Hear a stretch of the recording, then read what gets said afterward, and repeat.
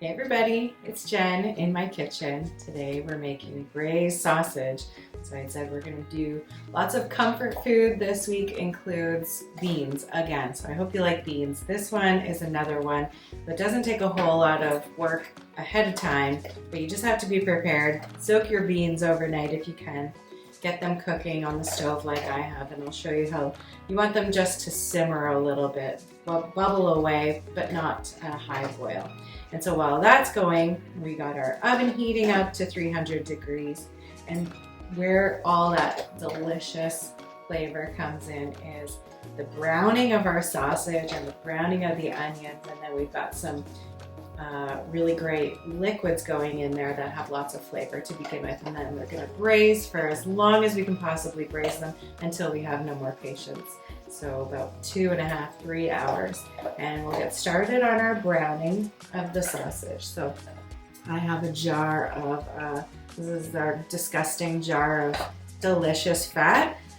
So I'm going to put in a couple tablespoons of, this is mostly bacon fat going in.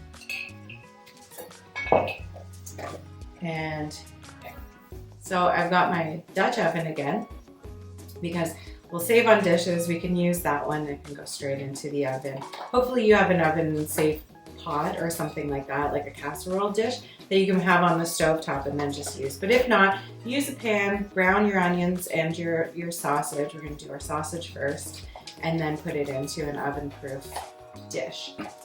So get your pot or your pan, heat it up nicely, not to smoking point, but when you add your sausage, you want it to sizzle. And our sausage is thawed. Make sure it's thawed. If you put it in your fridge overnight, it'll thaw. Or another way to do that is to thaw it in some cold water, and it should only take about an hour to thaw that way too.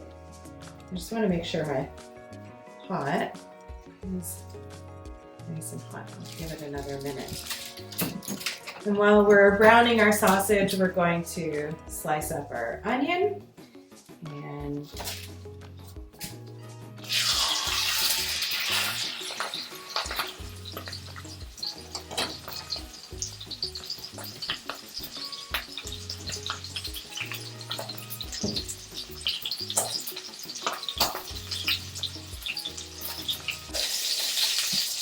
the sausage is going to take a few minutes to get really nice and golden on each side. So once I let it cook on one side, get it really nice and brown, then we'll flip it. We don't have to worry about cooking the sausage through because that's going to happen in the oven. But we really want a really nice golden crust on the outside. So while that's happening, I'm going to slice up my onions.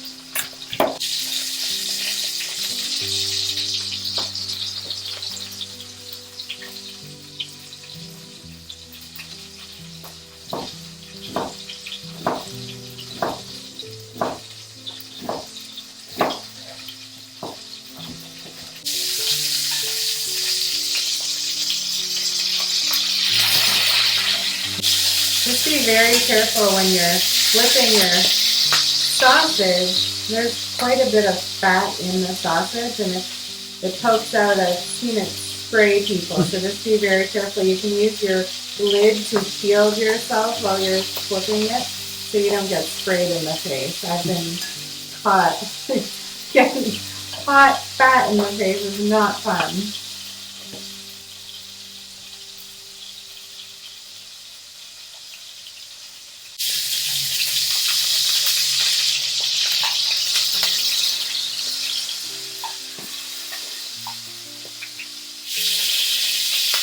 Okay, I've got 2 packages of sausage. I'm going to use them both, but I had to cook them in two separate batches just to keep things keep them kind of separate so that you can brown the outside and not steam them. And so I think this one's done. And we're not too worried about cross-contamination here. I know I've got raw sausages here on a plate, but all of this is going to go into the oven, and anything that's there is going to get cooked off. brown that second batch.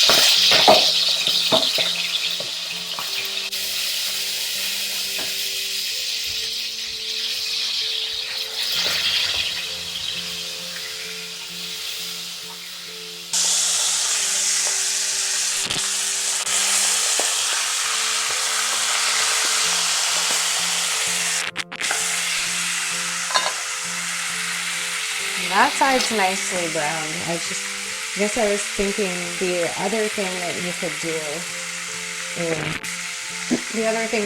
do is cut up your sausage into pieces and brown the pieces. I just think it's more fun like this, but it's also a little bit more dangerous because they do get a little bit slippery when you're flipping them.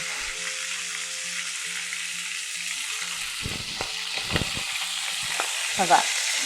That's good? Okay. Okay, we'll take this other sausage out. Set it aside. Keep your pan on. Your onions ready to go. Throw them in that hot dish. Look at all that. The lovely brown bits on the bottom.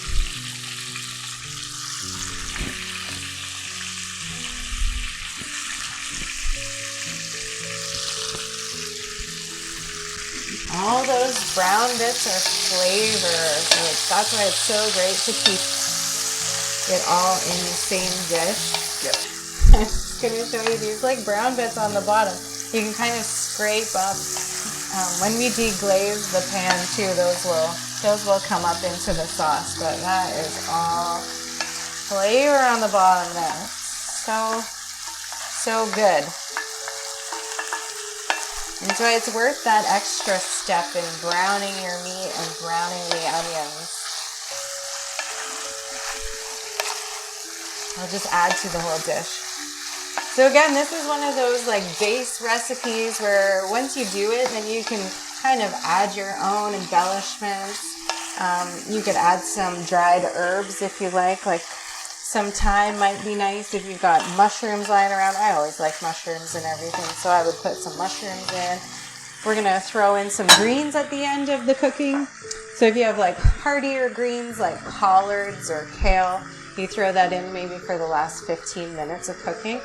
Or if you just want like a pop of green, something fresher like spinach, you can just throw in, it'll wilt right in there. And we're using chicken stock and a can of de-alcoholized beer for the flavorful liquid, but you could use water for the stock. You could use, apple cider or chicken stock, water, beer, cider, any combination of them. And then the other ingredient is the sauerkraut. So if you're buying sauerkraut, I always try and make sure that I get, this brand is really good because I know what's in it, but you look at the ingredients and it's just 2 ingredients. This one it's not even telling me, but I do know. Oh yeah, sorry. It's just cabbage and salt. And that means it's been fermented in salt. And I'll show you how to make sauerkraut when I get a chance. But I don't like the ones that are fermented with wine in them. So if you read the ingredients, you just want to see cabbage and salt.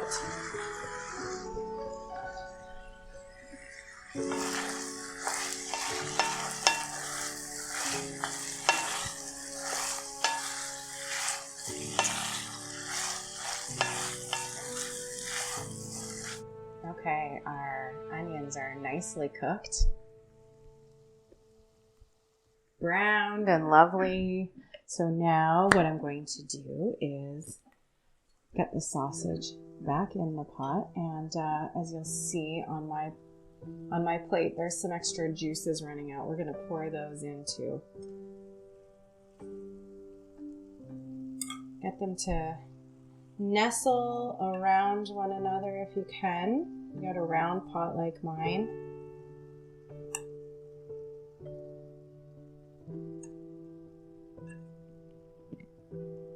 And then what we're going to do is grab a cup of sauerkraut.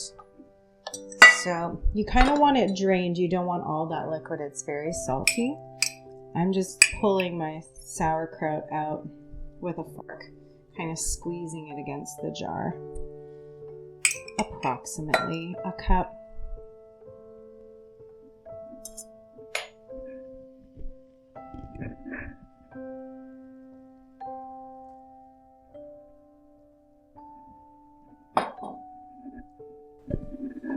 And then your can of beer. If you have regular beer, that's fine too. The alcohol cooks off, so it is safe to serve to your kids.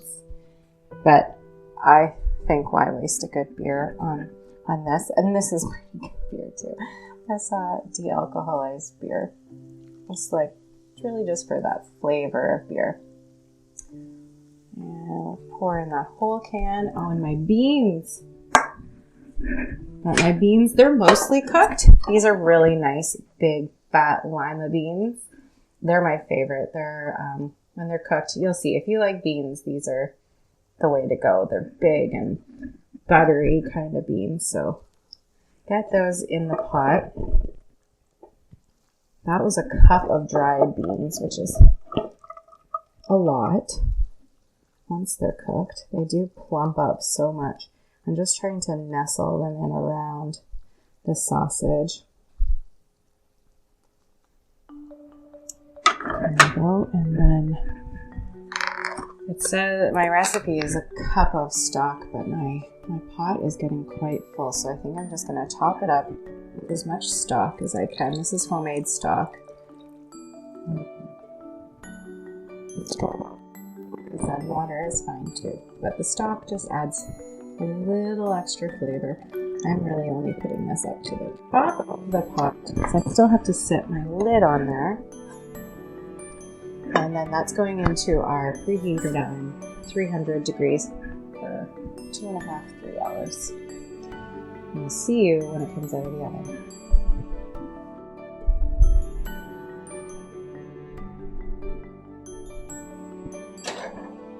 Okay, the sausage has been in here for an hour, 2.5 hours, and I just found some kale.